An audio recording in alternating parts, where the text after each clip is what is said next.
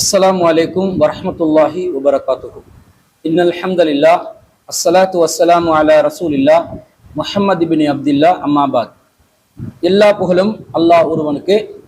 அன்பிற்குரிய சகோதரர்களே, கடந்த சில நாட்களுக்கு முன்பதாக உசைன் மன்பை என்பவர் அல் குர்ஆனுக்கு முரண்படும் செய்திகள் சம்பந்தமாக ஒரு மறுப்புரையை பேசியிருந்தார். அந்த மறுப்புரையை ஒரு சிலர் முகநூலிலும் பதிவு செய்திருந்தார்கள். அவர் அதிலே எடுத்து வைக்கின்ற ஒவ்வொரு வாதங்களுக்கான பதில்களை நாம் பார்த்து வருகிறோம். அவர் மிக முக்கியமான ஒரு செய்தியை பதிவு செய்கிறார். என்ன சொல்கிறார்? இவர்கள் சிஹரை நம்புபவர்களை முஷ்ரிக்கள், காஃபிர்கள் என்று கூறுகிறார்கள். ஒரு மனிதனை அட்டாக் செய்ய வேண்டும் என்றால் கத்தி தேவை, ஒரு சாதனம் தேவை. இப்படி ஒரு சாதனம் இல்லாமல், எந்த ஒரு தொடர்பும் இல்லாமல் ஒரு மனிதர் இன்னொரு மனிதனை தாக்குதலுக்கு உள்ளாக்க முடியுமா என்ற மாதிரி இவங்க கேட்கிறாங்க. இது தெளிவான நாத்திகம் தானே என்று அவர் சொல்கிறார். ரெண்டாவது என்ன செஞ்சாங்க அப்படின்னு சொன்னா, சரிப்பா, இந்த சிகரை நம்புபவர்கள் எல்லாம் முஷ்ரிக்குகள், காஃபிர்கள். காரணம் என்னவென்று சொன்னால், எப்படி ஒரு மனிதன் அட்டாக் செய்ய வேண்டுமே ஆனால் கத்தி தேவைப்படும், கல்லு தேவைப்படும். இதெல்லாம் இருந்தால் ஒரு மனிதனை அட்டாக் செய்யலாம். எந்த ஒரு சாதனமும் இல்லாமல், எந்த ஒரு தொடர்பும் இல்லாமல் ஒரு மனிதன் மற்றவர்களை தாக்குதல் நடத்துகிறானே ஆனால் இது அல்லாஹ் சம்பந்தப்பட்ட விஷயம். இப்படி ஒருத்தன் பேசுறதே நாத்திகம் தான். இதுல இருந்து என்ன விளங்குது என்று சொன்னா, உசைன் மன்பை என்பவர் நாம் என்ன நிலைப்பாட்டை அறிவிக்கிறோம், இஸ்லாம் அது சம்பந்தமாக என்ன சொல்கிறது என்பதை பற்றிய போதிய அறிவு அவருக்கு இல்லை என்பது தெளிவாக விளங்குது. நாங்க என்ன சொல்றோம்? ஒரு மனிதன் பிற மனிதனை தாக்குதலுக்கு உள்ளாக்குவதாக இருந்தால் ஒரு சாதனம் தேவை என்று சொல்கிறோம். ஒரு சாதனம் இல்லாமல் ஒருவர் இன்னொருவருக்கு பாதிப்பை ஏற்படுத்த முடியாது என்று சொல்கிறோம்.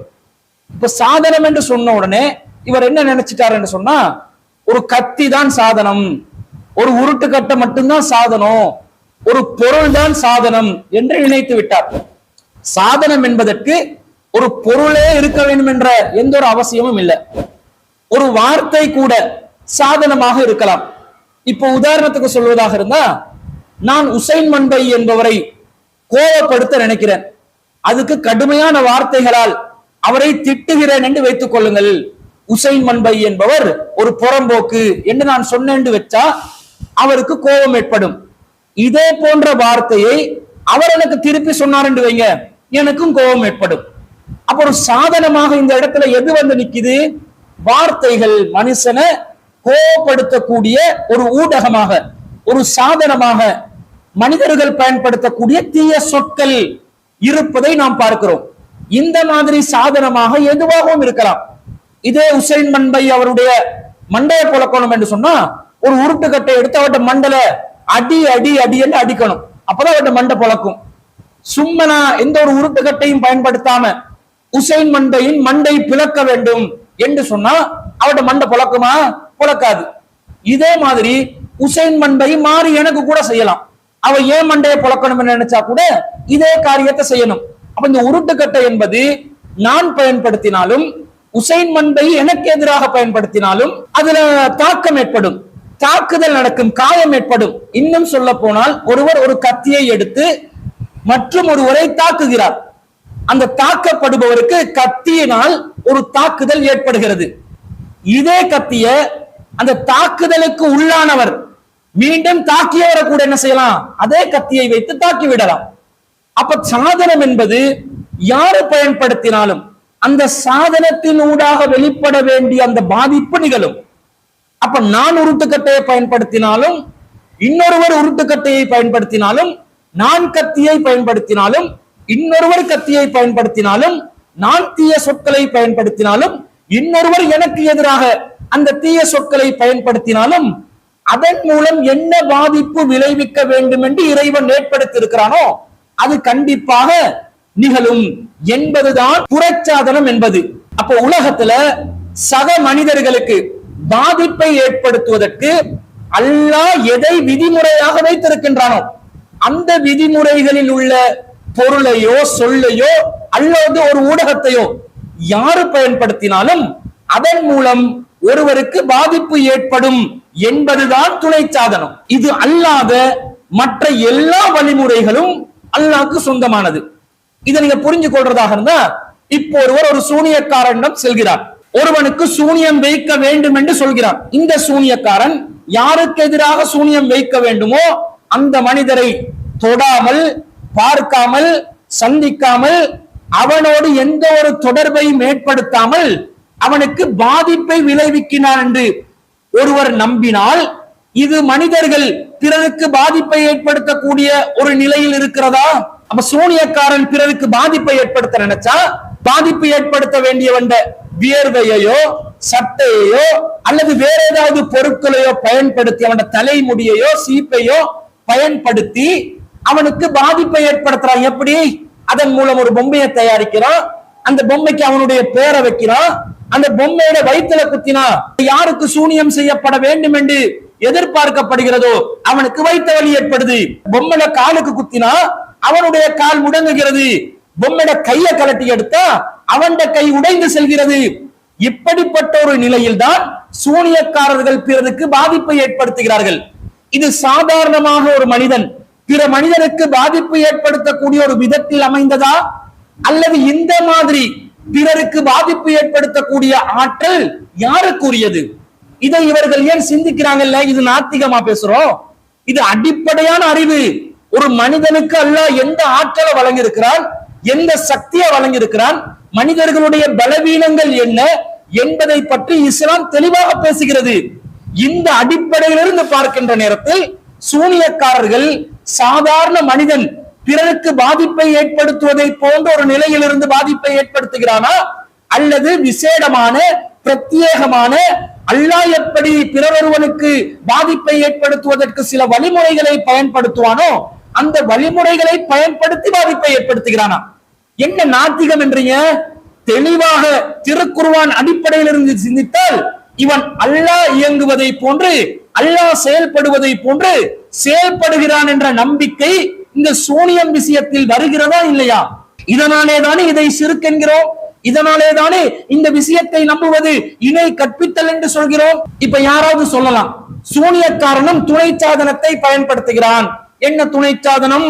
அந்த யாருக்கு எதிராக சூனியம் வைக்கணும் என்று நினைக்கிறானோ அவனுடைய வியர்வைய, சட்டைய, சீப்ப, தலைமுடிய இதை பயன்படுத்துறானா இல்லையா? அதை வச்சுதானே பொம்மையை உருவாக்குறான். அப்ப இது ஒரு துணை சாதனமா இல்லையா என்று சிலர் வாதிடலாம். இது துணை சாதனமாக இருந்தா இந்த பொருட்களை வைத்து சாதாரண இன்னொரு மனிதன் அவனுக்கு பாதிப்பை ஏற்படுத்தலுமா? ஒருத்தனுடைய வேர்வையை வச்சு, ஒருத்தனுடைய தலைமுடியை வச்சு, ஒருத்தனுடைய சீப்பை வச்சு சூனியக்காரன் அல்லாத சாதாரண ஒரு மனிதன் சூனியக்காரன் எப்படி அவனுக்கு பாதிப்பை ஏற்படுத்தினானோ அந்த மாதிரி ஒரு பாதிப்பை ஏற்படுத்தலாமா?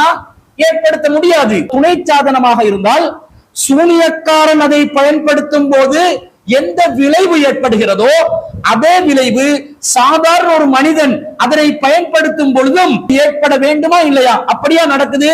சூனியக்காரனுக்கு நீங்க பிரத்யேகமான ஒரு ஆற்றலை கொடுக்கிறீங்க, அவன் அல்லாஹ் இயங்குவதை போன்று இயங்குகிறான் என்று நீங்கள் நம்பிக்கொண்டிருக்கிறீர்கள்.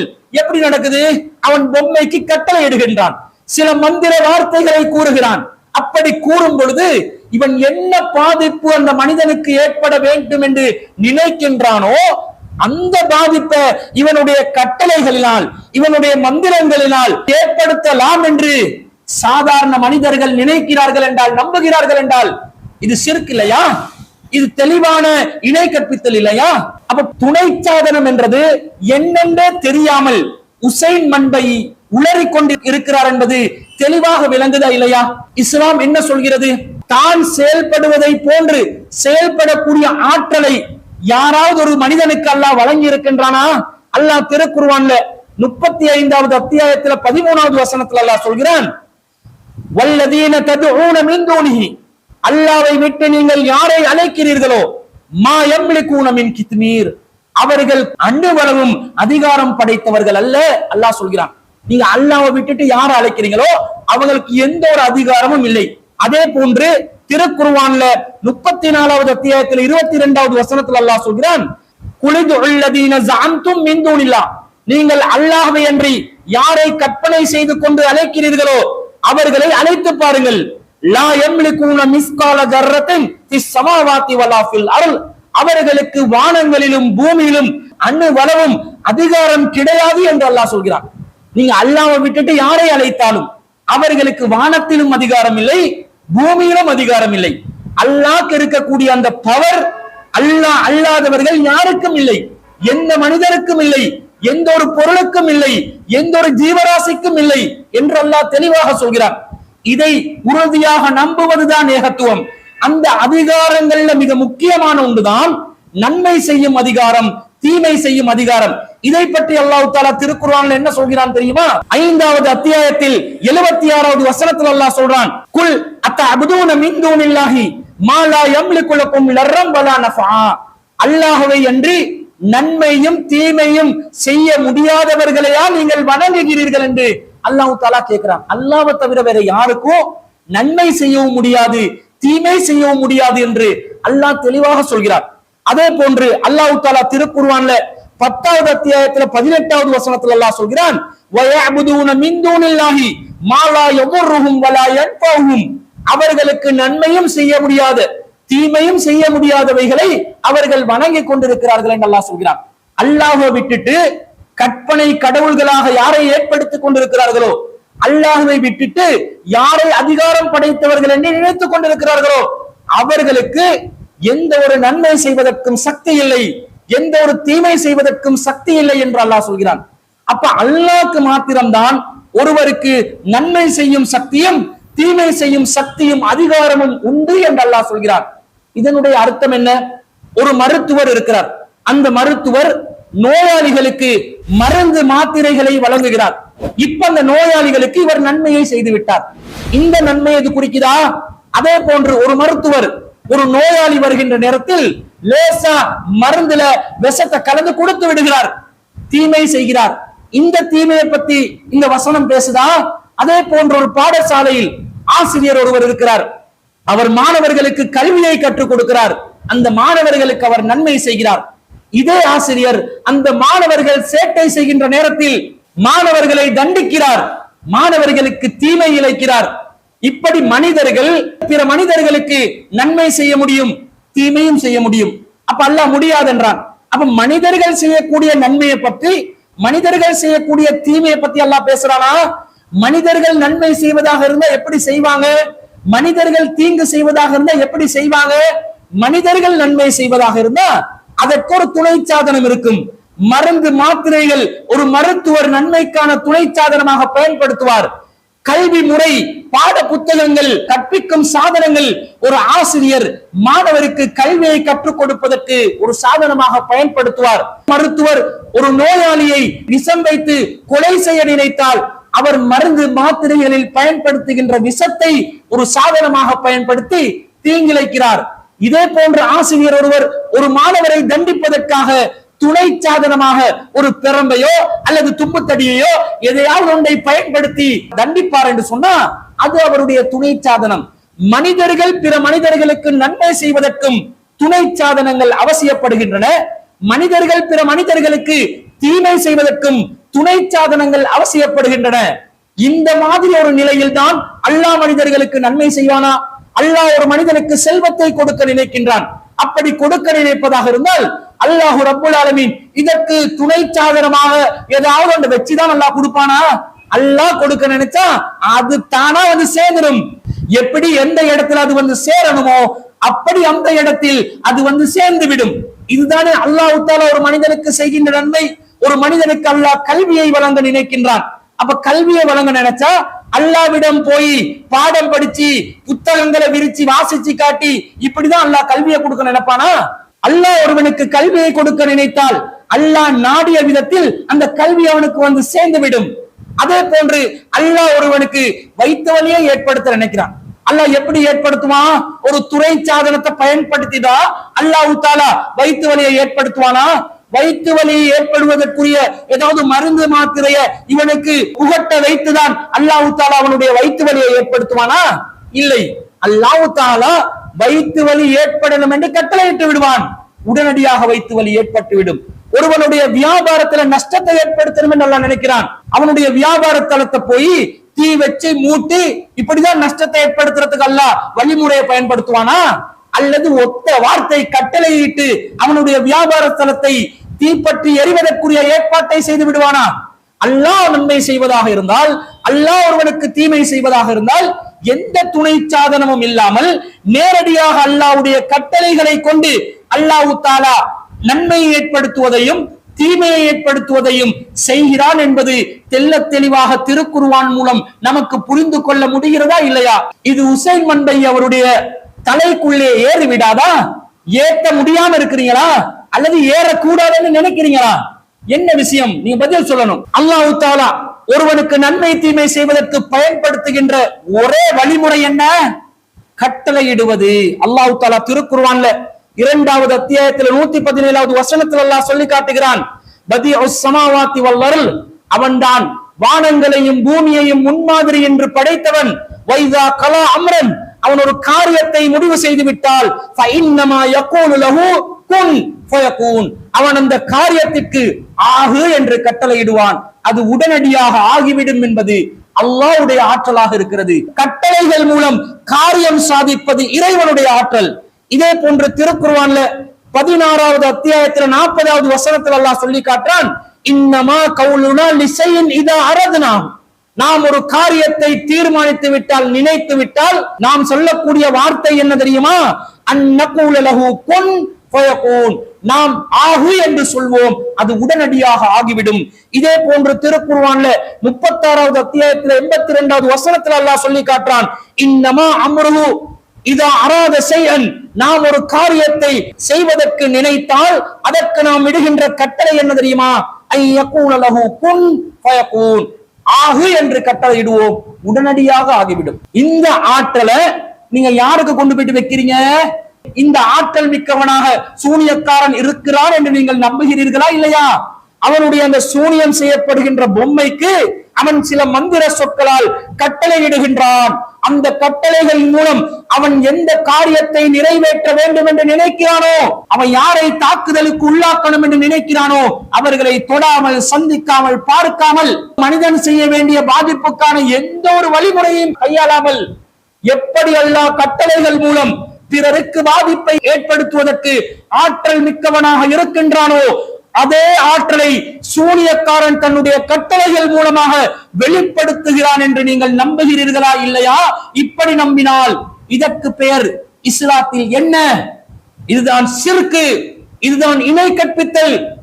உலகத்துல தெள்ளத் தெளிவான ஒரு இணை கற்பித்தல் இருக்குமேயானால் இதுதானுங்க. இது உங்களுக்கு புரியாதா அல்லது புரியாததை போன்று நடிக்கிறீர்களா? இன்னும் சொல்ல போனால் சூனியக்காரன் ஒருவனுக்கு மனநோயை ஏற்படுத்தணும் நினைக்கிறான். இவன் என்ன பண்ணுவான்? அந்த நபரை சந்தித்து மனநோய் ஏற்படுத்துவதற்கான ஏதாவது மருந்து மாத்திரை அவனுடைய உடலுக்குள்ளே செலுத்துவானா?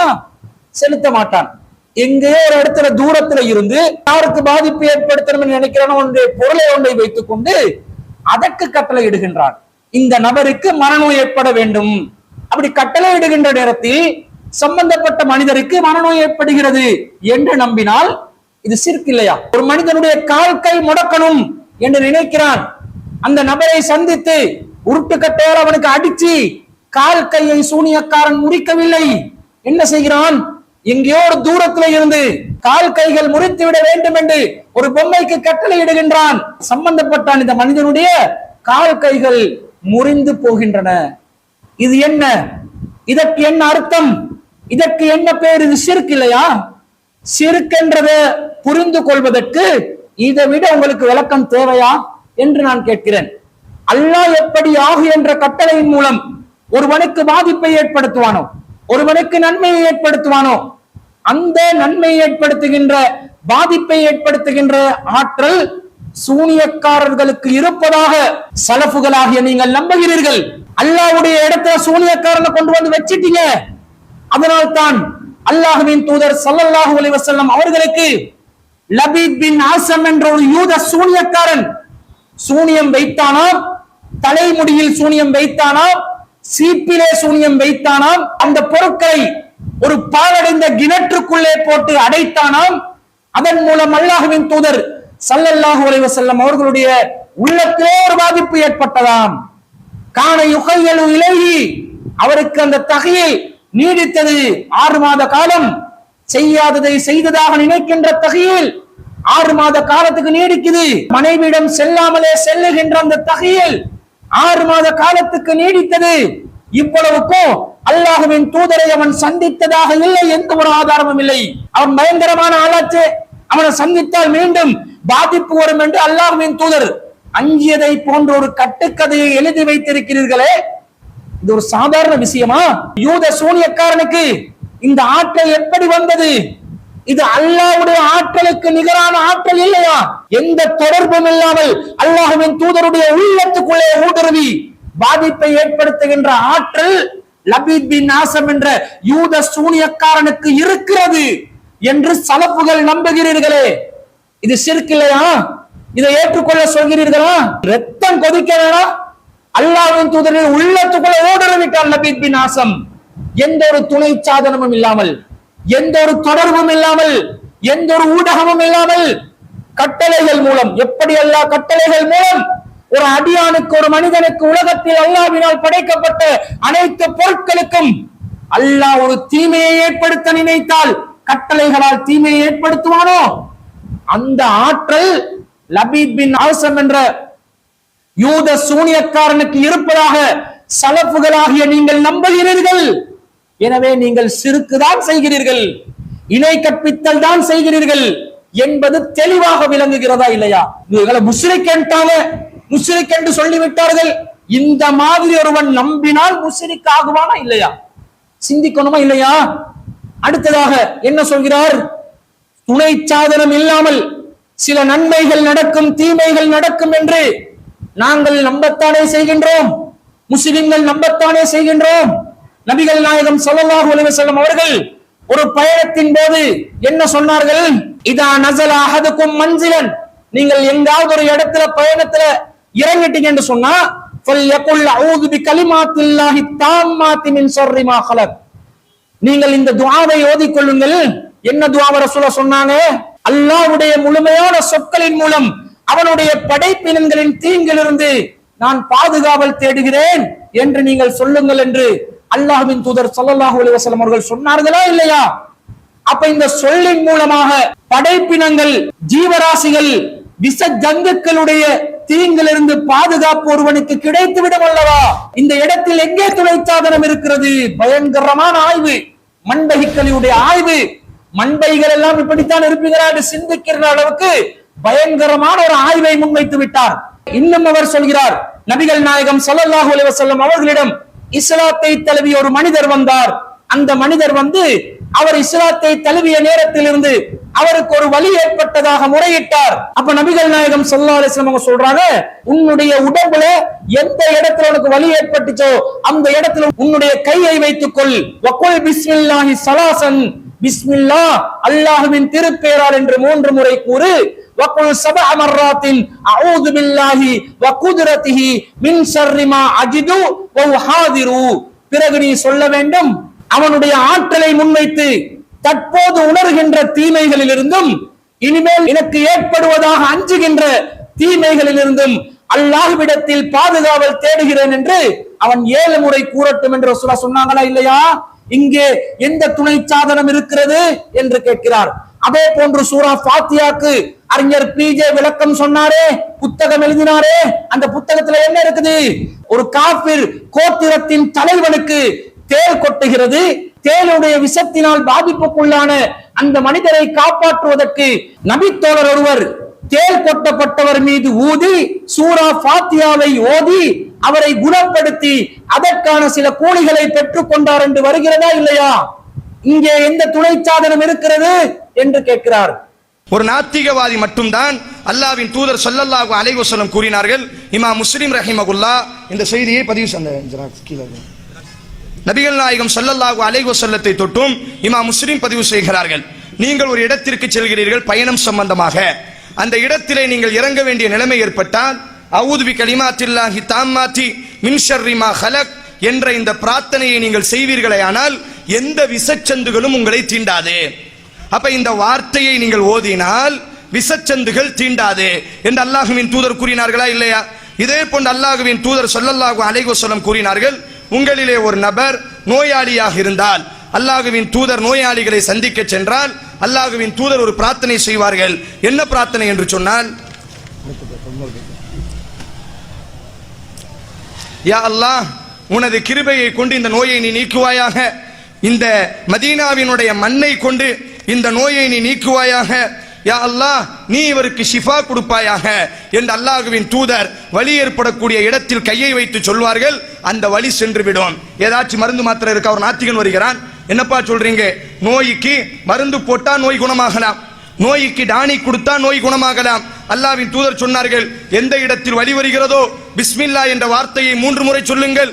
பிஸ்மில்லா பிஸ்மில்லா பிஸ்மில்லா என்று 3 முறை சொல்லி அஊது பி கலிமாத்தில்லாஹி வ குதரத்திஹி மின் ஷர்ரி மா அஜிது வ உஹாதிர் என்ற இந்த வார்த்தையை 7 முறையை நீங்கள் சொன்னால் வலி குணமாகிவிடும் என்று அல்லாஹ்வின் தூதர் சொன்னார்கள். என்ன மந்திரம் இது? மந்திரமா இல்லையா? இது அல்லாஹ்வினுடைய வார்த்தையா இல்லையா? இது மாத்திர மருந்து இருக்கிறதா? இன்னும் சொல்ல வேண்டுமேயானால் சூரா ஃபாத்திகாவிற்கு அவர்கள் விளக்க உரை எழுதியிருக்கிறார்கள். அந்த விளக்க உரையிலே இமாம் புகாரி ரஹிமகுல்லாஹ்வுடைய ஒரு செய்தியை கொண்டு வருகிறார்கள். நபித்தோழர்கள் ஒரு இடத்திலே தங்க வேண்டிய நிலைமை ஏற்படுகிறது. அந்த ஊரினுடைய மன்னனுக்கு நோய் ஒரு விஷம் தீண்டி விடுகிறது. இப்பொழுது அந்த ஊரில் இருக்கக்கூடிய ஒரு அடிமை பெண்மணி இந்த நபித்தோழர்களிடத்தில் ஓடி வருகிறார். உங்களிலே யாராவது விஷத்தை இறக்கக்கூடியவர்கள் இருக்கிறார்களா? நபித்தோழர் எழுந்து செல்கிறார். அவருக்கு சூரா ஃபாத்திகாவை ஓதினார். சூரா ஃபாத்திகா ஓதப்பட்டது, அந்த நபரினுடைய விஷம் இறங்கப்பட்டது என்பதாக இவர்கள் ஏற்றுக்கொண்ட செய்தி. இப்ப நாத்திக சிந்தனையா கேட்கலாமா இல்லையா? இந்த கேள்வி இப்படி ஒருவன் சிந்திக்க முடியுமா? அப்ப சில வார்த்தைகளுக்கு அல்லாஹ் நாடினால், ரப்பு நாடும் பொழுது இந்த வார்த்தைகளினால் ரப்பு நோய்களை குணமாக்குவான், இந்த வார்த்தைகளினால் ரப்பு வலியை போக்குவான். அல்லாஹ் நாடும் பொழுது இந்த வார்த்தைகளினால் அல்லாஹ் விஷத்தை நீக்குவான். அப்படிதான் ஒரு முஸ்லிம் நம்ப வேண்டும்.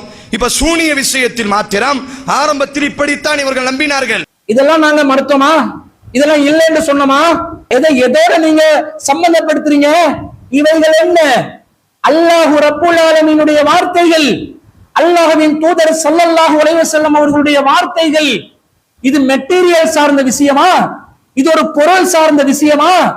இவைகள் அல்லாஹ்வுடைய வஹீயின் மகத்துவம், அல்லாஹ்வுடைய வஹீயின் மூலம் அருளப்படுகின்ற வார்த்தைகளின் மகத்துவத்தினால் ஏற்படுகின்ற நோய் நிவாரணம். அல்லாஹ்வுடைய தூதர் ஸல்லல்லாஹு அலைஹி வஸல்லம் அவர்கள் இறை செய்தியின் அடிப்படையிலே வழிகாட்டுகின்ற வார்த்தைகளுடைய வலிமைகள், அதனால் ஏற்படுகின்ற நிவாரணங்கள், அதனால் ஏற்படுகின்ற பாதுகாப்பு அம்சங்கள். இதை புறச்சாதனம் இல்லாமல் சூனியக்காரன் சூனியத்தின் மூலம் பாதிப்பை ஏற்படுத்துகிறானே, அதோட நீங்க ஒப்பிடுறீங்களா? முதலில் நீங்கள் என்ன விளங்கணும் தெரியுமா? அல்லாஹ் ரப்புல் ஆலமீன் திருக்குர்ஆனில் கூறுகிறான், வனுனஸ்ஸிலு மினல் குர்ஆனி மா ஹுவ ஷிஃபாஉன் வ ரஹ்மத்துல் லில் முஃமினீன்.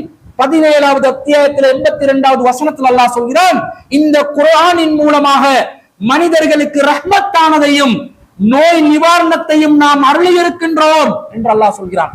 அல்லாஹ்வுடைய வசனங்களுக்கு நோய் நிவாரணம் தருகின்ற ஆட்கள் இருக்கின்றன. அல்லாஹ்வே சொல்லிவிட்டான். அல்லாஹ்வுடைய வசனங்களின் வலிமை இருப்பதாக அல்லாஹ்வே சொல்லிவிட்டான். இதை எப்படிங்க இந்த சூனியக்காரனுடைய விஷயத்தோட நீங்க ஒப்பிட்டு பேசுவீங்க? இவை அல்லாஹ்வின் வசனங்களுடைய வலிமைகள். இதை சாதாரண ஒரு பொருளோட மெட்டீரியலோட நீங்க ஒப்பிட்டு பார்க்க கூடாது. இன்னும் சொல்ல போனால் சிந்தியுங்கள். அல்லாஹ் தஆலா எந்த ஒரு காரியத்தை செய்வதாக இருந்தாலும் துணை சாதனத்தை பயன்படுத்தவே மாட்டான் என்பதற்கு இது ஒரு ஆதாரம் இல்லையா? தேள் கொட்டினவனுக்கு மருந்து மாத்திரை பயன்படுத்தினால்தான் அந்த விஷத்தை நீக்க முடியும் என்பது மனிதனுடைய ஆற்றலில் இருக்கக்கூடியவை. ஆனால் அல்லாஹ்வுடைய வசனங்களின் மூலம் அல்லாஹ் வலிமையை வெளிப்படுத்துகின்ற நேரத்தில் அந்த மருந்து மாத்திரைகள் அவசியம் இல்லை. அல்லாஹ்வுடைய வசனத்துக்கே அந்த ஆற்றல் இருக்கிறது என்று அல்லாஹ் ஒரு மனிதனுக்கு நிவாரணம் அளிக்க நினைத்தால் துணை சாதனத்தை பயன்படுத்தவே மாட்டான். எந்த மெட்டீரியலை கொண்டு ஒரு மனிதனுக்கு நோய் நிவாரணம் கிடைக்குமோ அந்த மெட்டீரியல் இல்லாமலேயே அல்லாஹ்வுடைய வசனங்களை வைத்து அல்லாஹ் தஆலா நிவாரணம் வழங்குவான் என்பது இதன் மூலம் தெரிகிறதா இல்லையா? இதுதான் புறச்சாதனம் இல்லாமல் அல்லாஹ் தஆலா நன்மையை செய்வான் தீமையை செய்வான் என்பதற்கு தெளிவான ஆதாரமா இருக்குது. இதை கொண்டு வந்து அல்லாஹ் செய்கின்ற காரியத்தை நீங்க எதோட ஒப்பிடுறீங்க? சூனியக்காரன் புறச்சாதனம் இல்லாமல் பிறருக்கு பாதிப்பை ஏற்படுத்துவான். அது எப்படி இருக்குது தெரியுமா? அல்லாஹ் தஆலா தன்னுடைய வசனங்கள் மூலம் பிறருக்கு நோய் நிவாரணம் தருகிறானே, அல்லது அல்லாஹ் தஆலா பிறருக்கு எப்படி பாதிப்பு ஏற்படுத்த நினைக்கிறானோ அந்த மாதிரி சூனியக்காரனும் பாதிப்பு ஏற்படுத்திட்டான், சூனியக்காரனும் நிவாரணத்தை கொடுக்கிறான் என்று நீங்க ஒப்பிட்டால் மீண்டும் நீங்கள் அல்லாஹ்வுக்கு இணை கற்பிக்கிறீர்கள். மீண்டும் சூனியக்காரனுடைய அந்த ஆற்றலை அல்லாஹ்வுடைய வசனங்களுக்கு இருக்கின்ற வலிமையோடு நீங்கள் ஒப்பிட்டு அல்லாஹ்வுக்கு இணை கற்பித்தவர்களாக நீங்கள் மாறிவிடுகிறீர்கள். அப்ப இதுல இருந்து என்ன விளங்குது? இவங்களுக்கு நபிகள் நாயகம் ஸல்லல்லாஹு அலைஹி வஸல்லம் அவங்க பாதுகாப்பு கோருகின்ற ஒரு துஆவை கற்றுக் கொடுத்தா அந்த துஆவுடைய தரத்தை எந்த அளவுக்கு வச்சிருக்கிறாங்க தெரியுமா? சூனியக்காரனுடைய அந்த சூனிய வார்த்தைகளின் தரத்தில் வைத்திருக்கிறார்கள் என்று அர்த்தம். அல்லாஹ்வின் தூதர் வஹி மூலம் ஒரு சொல்லை கற்றுக் கொடுத்தால் அது சாதாரண ஒரு சூனியக்காரனுடைய சொல்லுக்கு ஈடாகுமா? அல்லாஹ் ரப்புல் ஆலமீன் திருக்குர்ஆனிலே ஒரு வசனத்தை அருளி இருந்தால் சூனியக்காரனுடைய சொல்லுக்கு அந்த வசனம் ஈடாகுமா? சலஃபுகளே, எங்க கொண்டு வந்து சூனியக்காரனை வசதி வச்சிட்டீங்க தெரியுமா? அல்லாஹ்வின் வார்த்தைகளுடைய இடத்தில் கொண்டு வந்து வைத்து விட்டீர்கள். அல்லாஹ்வின் தூதர் ஸல்லல்லாஹு அலைஹி வஸல்லம் அவர்களுடைய பிரார்த்தனைக்கான சொற்களுடைய இடத்தில் கொண்டு வந்து ஒண்ணுக்கும் உதவாத எந்த ஆற்றலும் இல்லாத போலி சூனியக்காரர்களை கொண்டு வந்து வைத்திருக்கிறீர்கள் என்று சொன்னா உங்களுடைய இந்த சலஃபு சிந்தனை எந்த அளவுக்கு சிறுக்கானது என்பது தெளிவாக நிரூபணமாகிறது. அல்ஹம்துலில்லாஹ், நீங்க பேசுங்க, உங்களை போன்றவர்கள் பேச வேண்டும். நீங்கள் அதிகம் அதிகம் பேச பேசத்தான் உங்களுடைய சிறுக்கு எந்த அளவுக்கு இருக்குது என்று மக்கள் தெளிவாக விளங்கிக் கொள்வார்கள். இன்ஷா அல்லாஹ் இன்னும் நீங்கள் பேசுகின்ற விஷயங்களை நாங்க விடுறதாக இல்ல, ஒவ்வொன்றுக்காக வருகிறோம். அடுத்ததா சொல்கிறார், என்ன சொல்கிறார்? இவர்கள் முஸ்லிம்களை முஷ்ரிக்குகள் என்றாங்க, சிஹரை நம்பியவர்களை முஷ்ரிக்குகள் என்றாங்க. புகாரி இமாம் அவர்கள் முஷ்ரிக்கா? புகாரி இமாம் அவங்களை கேட்டா அவங்கள முஷ்ரிக் இல்லைன்றான். ஏன்னா அவங்களுக்கு அந்த நுணுக்கமான சிறுக்கு என்றது என்னென்று எத்தி வைக்கப்படவில்லையாம். அப்ப 21ஆம் நூற்றாண்டில் வாழ்ந்து கொண்டிருக்கக்கூடிய தமிழகத்தில் நாங்கள் பிறந்ததனால, தமிழ் பேசுவதனால நாங்க எப்படிடா முஷ்ரிக் ஆகிட்டோம் என்று கேட்கிறார். இப்ப இவர்களினுடைய கொள்கை என்னவென்று சொன்னால், சூனியத்தை நம்பியவர்கள் எல்லாம் காஃபிர்கள், இறைவனுக்கு இறைவனினுடைய இடத்திலே சூனியக்காரனை கொண்டு போய் வைத்து விட்டார்கள். அப்ப அடுத்த கேள்வி நமக்கு வருது, அட இமாம் புகாரி எல்லாம் இதை பதிஞ்சிருக்கிறாரு, இமாம் முஸ்லிம் எல்லாம் இதை பதிஞ்சிருக்கிறாரு. இப்ப நீ இந்த தமிழகத்துல பிறந்துட்ட, தமிழகத்துல நம்முடைய அடிப்படை நம்பிக்கை என்ன? மார்க்கம் முழுமையடைந்து விட்டது 1400 ஆண்டுகளுக்கு முன்னர். இப்ப வந்து இவனு சொல்றானோ, நாங்கள் நுணுக்கமான இந்த செய்தியை கண்டுபிடித்து உங்களிடத்தில் நாங்கள் சொல்கிறோம், இதை நீங்கள் ஏற்றால் முஸ்லிம்கள், நீங்கள் மறுத்தால் காஃபிர்கள்.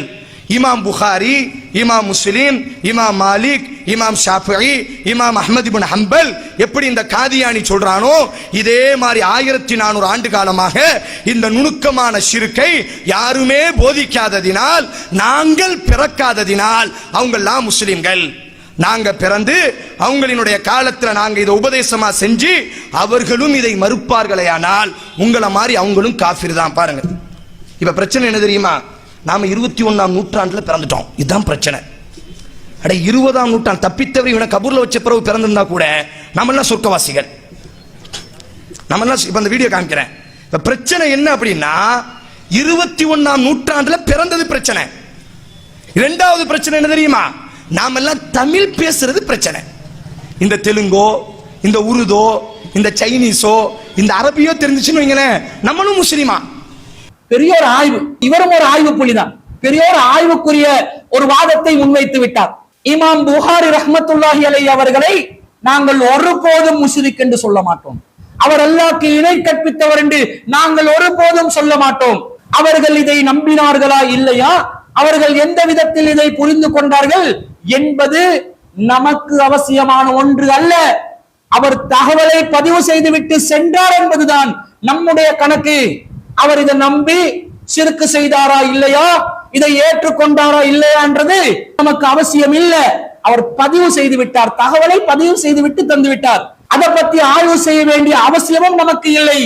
மூசா அலைஹிஸ்ஸலாம் அவர்கள் ஃபிரௌனிடம் தாவா செய்வதற்கு சென்ற நேரத்தில் ஃபிரௌன் என்ற கொடுங்கோலன் கேட்டானே, உசைன் மன்பை எதை கேள்வியாக கேட்டாரோ அதே கேள்வியை ஃபிரௌன் என்ற கொடுங்கோலன் கேட்டான். என்ன சொல்லி கேட்டான்? கால ஃபமா பாலுல் குரூனில் ஊலா, முன் சென்ற சமுதாயத்தினரின் நிலை என்ன என்று கேட்டார். அதற்கு மூசா நபி அலைஹிஸ்ஸலாத்து வஸ்ஸலாம் அவர்கள் என்ன பதில் சொன்னார்கள்? கால இல்முஹா இந்த ரப்பி, அது பற்றிய அறிவு என்னுடைய இறைவனிடம் இருக்கிறது. ஃபீ கிதாபின், அவன் தெளிவாக பதிவேட்டில் பதிவு செய்து வைத்திருக்கின்றான். லா யலில்லு ரப்பி வலா யன்சா, என்னுடைய இறைவன் மறக்கவும் மாட்டான், தவறிழைக்கவும் மாட்டான். எவருக்கு எந்த கணக்க போடணும் என்றதை இறைவன் அழகாக பதிவேட்டில் பதிவு செய்திருக்கின்றான். அதை ஆய்வு செய்வதற்காக நான் அனுப்பப்படவில்லை. இதே பதிலை தான் உசைன் மண்டைக்கும் அவரை சார்ந்த சலப்புகளுக்கும் சொல்கிறோம். முன் சென்றவர்களுடைய நிலை என்ன என்பது நமக்கு அவசியம் இல்லை. தற்போது நமக்கு ஒன்று முன்வைக்கப்படுகிறது, அதனுடைய நிலை என்ன, அந்த நிலை எப்படி நாங்கள் புரிந்து கொள்ள வேண்டும்? நாங்க தமிழ் பேசுறதுனால முஸ்லிம்கள் ஆகிட்டோமாடா, 21ஆம் நூற்றாண்டுல பிறந்ததுனால நாங்க முஸ்லிம்கள் ஆகிட்டோமாடா என்று வாய்க்கிலேயே கேட்கிறீரே, இதை நாங்களாக இட்டுக்கட்டி சொன்ன ஒரு நிலைப்பாடா? நுணுக்கமான சிறுக் என்பது நாங்களாக இட்டுக்கட்டி சொன்ன ஒரு நிலைப்பாடு அல்ல. அல்லாஹ்வின் தூதர் ஸல்லல்லாஹு அலைஹி வஸல்லம் அவர்களிடம் ஒரு யூதன் வந்தான். வந்து என்ன கேட்டான்? அன்ன யஹூதியன் அத்தன் நபிய ஸல்லல்லாஹு அலைஹி வஸல்லம், ஒரு யூதன் நபிகள் நாயகம் ஸல்லல்லாஹு அலைஹி வஸல்லம் அவர்களிடம் வந்து கேட்டான். ஃபகால இன்னகும் துனத்திதூன் வ இன்னகும் துஷ்ரிகூன், நீங்கள் அல்லாஹ்வுக்கு இணை கற்பித்துக் கொண்டிருக்கிறீர்கள் என்று சொல்லி, தகூலூன மாஷா அல்லாஹு வஸித, அல்லாஹ் நாடியதும் நீங்கள் நாடியதும் நடந்தது என்று சொல்கிறீர்கள். இதன் மூலமாக நீங்கள் அல்லாஹ்வுக்கு இணை கற்பித்து விட்டீர்கள் என்று சொன்னான். வதகூலூன வல் கஅபதி, காபாவின் மீது ஆணையாக என்று நீங்கள் காபா மீது சத்தியம் செய்கிறீர்கள் என்று சொன்னவுடன் நபிகள் நாயகம் ஸல்லல்லாஹு அலைஹி வஸல்லம் அவர்கள் என்ன சொன்னார்கள்? அந்த யூதனுடைய விமர்சனத்தை நபிகள் நாயகம் ஸல்லல்லாஹு அலைஹி வஸல்லம் அவர்கள் ஏற்றுக்கொண்டார்கள். காபாவின் மீது சத்தியமாக என்று சொல்வது தவறு, அல்லாஹ் நாடியதும் நபிகள் நாயகம் நாடியதும் நடந்தது என்று கூறுவது தவறு என்பதை நபிகள் நாயகம் ஒப்புக்கொண்டு, இதன் மூலம் இணை கற்பித்தல் நடப்பதாக யூதன் சொன்ன விமர்சனத்தை ஏற்றுக்கொண்டு ரசூலுல்லாஹ் என்ன கட்டளையிட்டார்கள்? ஃபஅமரஹுமுன் நபியு ஸல்லல்லாஹு அலைஹி வஸல்லம், ரசூலுல்லாஹ் அவர்களுக்கு கட்டளையிட்டார்கள், நபி தோழர்களுக்கு, இதா அராது ஐ யஹ்லிஃபு, நீங்கள் சத்தியம் செய்வதற்கு விரும்பினால், ஐ யகூலு வரப்பில் கஅபா, காபாவின் இறைவன் மீது சத்தியமாக என்று நீங்கள் சத்தியம் செய்யுங்கள். வயகூலூன மாஷா அல்லாஹு சும்ம ஷிஅத, அல்லாஹ் நாடியது நடந்து விட்டது, பிறகு நீங்களும் நாடினீர்கள் என்று சொல்லுங்கள் என்று அல்லாஹ்வின் தூதர் ஸல்லல்லாஹு அலைஹி வஸல்லம் அவர்கள் சொன்னார்கள். இப்போது இந்த இடத்தில் யூதன் எதை ஷிர்க் என்று முன்வைத்தானோ அந்த விஷயத்தை நபிகள் நாயகம் ஸல்லல்லாஹு அலைஹி வஸல்லம் அவர்கள் ஏற்றுக்கொண்டார்களா இல்லையா? ஏற்றுக்கொண்டார்கள். ஏற்றுக்கொண்டதனாலதான் அதுல ஒரு மாற்றம் செய்றாங்க. காபாவின் மீது சத்தியம் என்று சொல்லாம காபாவின் இறைவன் மீது சத்தியம் என்று சொல்லுங்கள். அல்லாஹும் நீங்களும் நாடியது நடந்தது என்று சொல்லாமல் அல்லாஹ் நாடியது நடந்தது, பிறகு நீங்களும் நாடினீர்கள் என்று பிரிக்கிறாங்க, சொல்ல மாத்துறாங்க. இதன் மூலம் சிறுக்கு நடந்ததை அல்லாஹ்வின் தூதர் ஒப்புக்கொண்டார்கள், அதிலே திருத்தத்தை மேற்கொண்டார்கள்.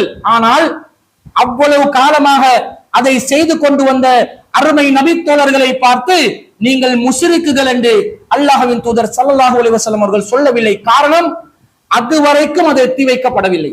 எப்போது எத்தி வைக்கப்படுகிறதோ அந்த நேரத்தில் திருத்தம் செய்யப்படுகிறது.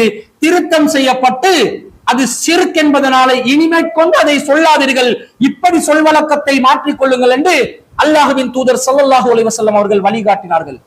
இதே தானங்க நாங்க சொல்றோம். நுணுக்கமான ஷிர்க் என்றது எத்தி வைக்கப்பட்ட பிறகு மாற்றம் செய்யப்பட வேண்டும் என்று இவர்கள் கூறுகிறார்கள். புகாரி இமாமுக்கு இது எத்தி வைக்கப்படாததனால் அவர் முஸ்லிமு, தமிழ் பேசுறவர்களுக்கு எத்தி வைக்கப்பட்டதனால நாங்க முஷ்ரிக்கு, என்னடா குழப்பறீங்கன்னு கேக்குறீங்களே. உங்களுக்கு ஹதீஸ் புரியாது, நபிகள் நாயகத்துடைய பொன்மொழிகள் உங்களுக்கு விளங்காது. ஹதீஸ்களை பாதுகாக்கிறோம் என்று வாய் வார்த்தைகள் விடுகிறீர்களே தவிர உண்மையிலே நீங்கள் ஹதீஸ் பாதுகாவலர்களாக இருந்தால் அல்லாஹ்வின் தூதர் ஸல்லல்லாஹு அலைஹி வஸல்லம் அவர்களுடைய இந்த பொன்மொழியை ஏன் நீங்கள் சரியாக விளங்காமல் இருக்கிறீர்கள்? ரசூலுல்லாஹ் ஷிர்க் என்றதை ஒப்புக்கொண்டாங்க, ஆனால் அதுவரைக்கும் அது எத்தி வைக்கப்படாததனால, கவனம் செலுத்தப்படாததனால அந்த விஷயத்தை யாரு செய்து கொண்டு வந்தார்களோ அவர்களை முஷ்ரிக்குகள் என்று பட்டம் சூட்டாமல் திருத்தம் செய்வதற்கு வழிகாட்டுகிறார்கள். திருத்தம் செய்யப்பட்ட பிறகும் யாராவது பழைய நிலைப்பாட்டை தொடர்ந்தால் அவர்கள் முஷ்ரிக்குகளாகி விடுவார்கள். ஏனென்றால் அது ஷிர்க் என்று அல்லாஹ்வின் தூதர் ஒப்புக்கொண்டு விட்டார்கள். சஹாபாக்கள் தெரிந்து கொண்டார்கள், வரப்பில் காபா என்ற காபாவின் இறைவன் மீது ஆணையாக சத்தியமாக என்று சத்திய முறையை மாற்றிக்கொண்டார்கள், ஆணையிடும் முறையை மாற்றிக்கொண்டார்கள்.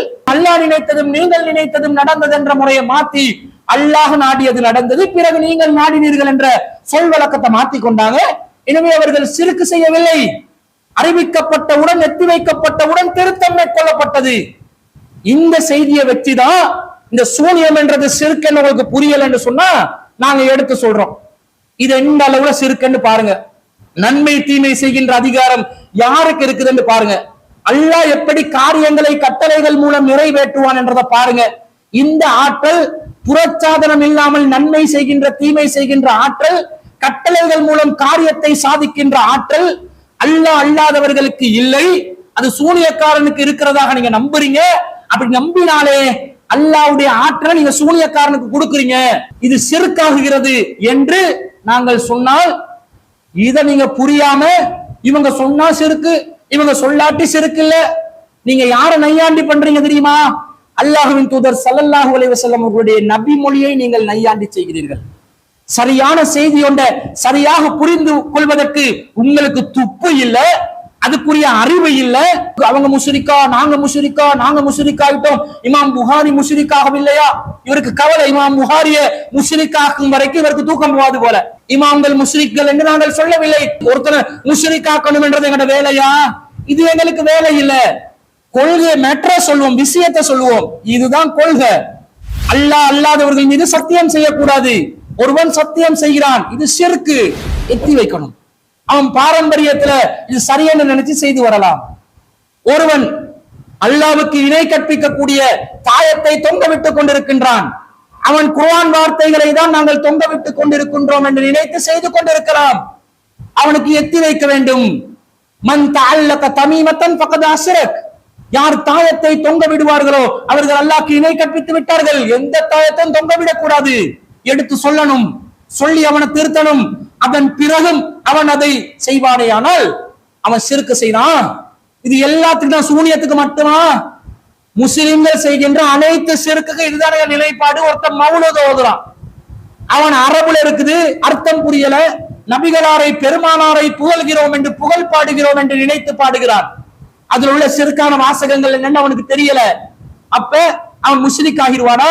அவனுக்கு எத்தி வைக்கணும், சுட்டி காட்டணும், இதுல சிறுக்கான வார்த்தைகள் உண்டு, எனவே இதை நீங்க ஓதாதீங்க. இந்த மௌலூத் என்றது உருவாக்கப்பட்டது பிற்காலத்துல, இந்த வாசகங்களும் அல்லாஹ்க்கு இணை கற்பிக்கிறதா வருது, எனவே இதை விட்டு விலகுக என்று சொல்லணும். எத்தி வைக்கப்பட்ட பிறகும் இல்ல என்னோட பாரம்பரியத்துல செய்யறது நான் செய்வேன் என்று சொன்னா அவன் முஸ்லிக்கு தான். அப்ப சிறுக்கு என்றது எல்லா விஷயத்திலும் எத்தி வைக்கப்பட வேண்டும். எத்தி வைக்கப்பட்ட பிறகு அவன் அதை மறுத்து விட்டு தொடர்ச்சியாக செய்வானேயானால் அவன் சிறுக்கு செய்கிறான். அப்ப முஸ்லிக் என்றது பட்டம் கொடுக்கிறது நம்முடைய வேலை இல்லை. ஒரே ஒரு சந்தர்ப்பத்துல நடைமுறையில நமக்கு தேவைப்படுது. தொழுகை நடத்தணும், இமாம் ஜமாத்தை பின்பற்றணும், இமாம் சிறுக்கு செய்பவரா இல்லையான்னு பார்க்கணும். இந்த நேரத்துல அவர் எந்த நம்பிக்கையில் இருக்கிறார், அவருக்கு எத்தி வைக்கப்பட்டுள்ளதா இல்லையா, அவர் எந்த நிலையில் செயல்படுகிறார் ஆய்வு செய்ய வேண்டும். அதை ஆய்வு செய்து அவருக்கு தெளிவாக எத்தி வைக்கப்பட்ட பிறகும் இதற்கு வக்காலத்து வாங்குகிறார் என்றால், உசைன் மண்பையை போன்று சீருக்கு வக்காலத்து வாங்கினால் அந்த இமாம் பின்பற்றுவதற்கு தகுதியானவர் அல்ல, அவர் முஷ்ரிக் ஆகி விடுகிறார். அவரை முஷ்ரிக் என்று சமூகத்துல ஓரம் கட்டுறதுக்கு இல்ல, அவரை கொண்டு போய் நரக படுகொலியில தள்ளுவதற்கல்ல நாங்க இமாமை பின்பற்றணும். மாகாணலில் முஷ்ரிக்கீன ஐயா அம்ரு மசாஜித் அல்லாஹ், அல்லாஹ்வுடைய பள்ளிவாசல்களை நிர்வகிப்பதற்கு முஷ்ரிக்குகளுக்கு எந்த தகுதியும் இல்லை அல்லாஹ் சொல்லிவிட்டான். பள்ளி நிர்வாகத்தில் பிரதானமான நிர்வாகம் இமாம் ஜமாத் நடத்துவது. இமாம் ஜமாத் நடத்தும் அந்த பொறுப்பு முஷ்ரிக்குகள் செய்யக்கூடாது. அதனால நம்முடைய இமாம் முஷ்ரிக்கா இல்லையான்னு பார்க்க வேண்டிய மார்க்க வழிகாட்டல் இருக்கின்றது. அந்த நேரத்தில் பார்ப்போம், அவனுடைய கொள்கையை பார்ப்போம், அவனுடைய நம்பிக்கையை பார்ப்போம், எத்தி வைத்தல் நடந்துள்ளதா இல்லையா என்று பார்ப்போம், பரிசோதனை செய்வோம். அந்த நேரத்தில் அவர் முஷ்ரிக் என்று தெளிவாக விளங்கிவிட்டால், அவர் முஷ்ரிக் என்பதற்குரிய ஆதாரம் நம்முடைய கைகளில் நிலவுகிறது என்று சொன்னால், அதனை வைத்து அவர் முஷ்ரிக் ஆகிவிட்டார், எனவே அவரை பின்பற்ற முடியாது என்று நமக்கு மார்க்கம் வழிகாட்டுவதன் அடிப்படையில் அவரை விட்டு நாங்கள் ஒதுங்க வேண்டி வருவதனால அந்த இடத்துல மட்டும் முஷ்ரிக் என்றதை தீர்மானிப்பதற்கு நாங்கள் தீர்மானிக்கக்கூடிய சூழ்நிலை ஏற்படுகிறது. இதுல என்ன தவறு இருக்குது? சுன்னத் ஜமாத்தில் உள்ளவர் ஒருவர் இமாம் ஜமாத் செய்கிறார், அவருடைய நிலை என்ன? அவர் சிறுக்கு செய்கிறார் என்பதற்குரிய ஆதாரம் உங்களிடம் இருந்தால் நீங்கள் அவரை பின்பற்றுவீங்களா? சிறுக்கு என்றது சுன்னத் ஜமாத்காரன் செஞ்சாலும் சரி, சலப்புகள் செஞ்சாலும் சரி, யாரு செஞ்சாலும் சிறுக்குக்கான காரியம் ஒருவரிடத்தில் இருக்குமேயானால் அவர் முஸ்லிக்காக விடுகிறார். அப்ப நுணுக்கமான சிறுக்க புரியாத நிலையில ஒருத்தர் வந்து செஞ்சிட்டாருன்னு சொன்னா அவர் நாங்க முஸ்லிக் என்று சொல்ல மாட்டோம். ஆனா இந்த ஹதீஸின் படி எத்தி வைக்கப்பட்ட பிறகும் அந்த சிறுக்க தொடர்வாரையானால் அவரை முஸ்லிக் என்று சொல்றதுல என்ன தப்பு இருக்குது? மார்க்கத்துல சிறுக்கு தானே செய்கிறார், முஸ்லிக்காகத்தானே இருக்கிறார் என்பது நம்முடைய நிலைப்பாடு. எனவே உசைன் மன்பை என்பவர் நாம் சொல்லக்கூடிய இந்த தெளிவான தௌஹீதை புரியக்கூடிய ஆற்றலில் இல்லை என்பது நமக்கு தெள்ள தெளிவாக புரிகிறது. முதலாவதாக நாங்கள் சொல்கின்ற ஏகத்துவம் என்னவென்பதை வாசித்து படியுங்கள். உரத்த குரலில் நாகரிகமற்ற வார்த்தைகளில் மேடைகளை வெடிப்பதற்கு நீங்கள் பேசினால் நீங்கள் சத்தியம் சொல்பவர்களாக கருதப்பட மாட்டீர்கள். சொல்லக்கூடிய வாதங்களும் ஆதாரங்களும் சரியானவைகளாக இருக்க வேண்டும். நாம் சொல்லுகின்ற இந்த நிலைப்பாடு மிகவும் தெளிவானது. சிஹரின் மூலம் அல்லாஹ்வுக்கு இணை கற்பிக்கக்கூடிய காரியம் நிகழ்கிறது என்பதை தெள்ள தெளிவாக நாங்கள் நிரூபித்துக் கொண்டிருக்கிறோம். இதை நீங்கள் சரியாக புரியாததனால, நம்முடைய இந்த நிலைப்பாட்டை நீங்கள் சரியாக வாசிக்காததனால, அல்லது வாசிப்பதற்கும் புரிவதற்கும் உங்களுடைய தலஃபு வட்டாரம் தடையாக இருப்பதனால நீங்கள் இதை மறுக்கிறீர்களே தவிர, சாதாரண ஒரு பொதுமகன் இந்த விளக்கங்களை கேட்டால் தெளிவாக இஸ்லாத்தின் அடிப்படைகளை புரிந்து கொள்வார்கள். அடுத்ததாக உசைன் மன்பை என்பவர் அல்லாஹ் நாடினால் சூனியத்தினால் தாக்கம் வரும், இதை நம்புறது எப்படி மார்க்கத்துக்கு முரணா இருக்கும் என்ற மாதிரி சில வாதங்களை வைக்கிறார். இன்ஷா அல்லாஹ் அதற்கான நமது விளக்கங்களை அடுத்த பாகத்திலே பார்க்கலாம். வாஹிர் தாவானா அனில் ஹம்துலில்லாஹி ரப்பில் ஆலமீன்.